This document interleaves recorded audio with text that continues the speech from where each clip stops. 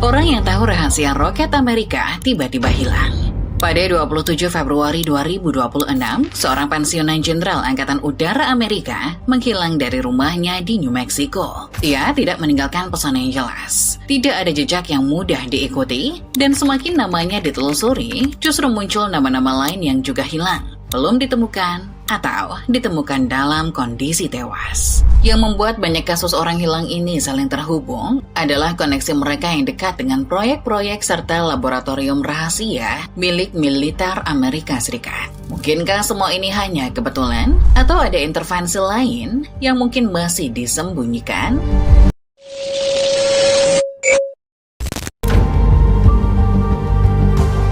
Pagi 27 Februari 2026 terlihat normal di rumah William Neil McCaslin di New Mexico.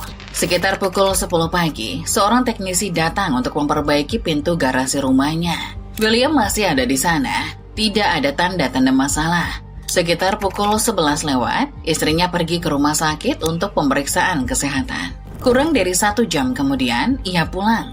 Namun sang suami sudah tidak ada di rumah. Ponselnya ada di dalam rumah, smartwatch-nya juga tidak dibawa. Bahkan kacamata resep yang biasa ia pakai ikut tertinggal. Tapi dompet, sepatu hiking, dan revolver kaliber 38 miliknya hilang. Pencarian pun langsung dilakukan di area rumah William dan pegunungan Sandia di New Mexico. Polisi mengerahkan drone, helikopter, anjing pelacak, sampai tim pencari darat. FBI bahkan ikut membantu proses pencarian. Namun hari demi hari berlalu tanpa hasil yang jelas. 8 hari setelah laporan orang hilang dibuat, tim pencari akhirnya menemukan sebuah sweater abu-abu berlogo Air Force di area berbatu sekitar 1,6 hingga 2 km dari rumah William. Tidak ada noda darah pada pakaian tersebut. Tidak ada kepastian jika itu milik William. Polisi pun kehilangan jejak. Namun hilangnya William cepat menarik perhatian publik karena ia bukan warga biasa. Ia adalah pensiunan Mayor Jenderal Angkatan Udara Amerika yang selama bertahun-tahun berada di dalam salah satu lingkungan dengan akses rahasia paling tinggi di sistem pertahanan Amerika. William pernah memimpin Air Force Research Laboratory di Wright-Patterson Air Force Base. Laboratorium ini menangani berbagai riset penting militer Amerika. Mulai dari sensor pengintaian, sistem ruang angkasa, material untuk pesawat dan misil, sampai teknologi laser militer. Sebelum itu, William juga pernah bekerja di National Reconnaissance Office.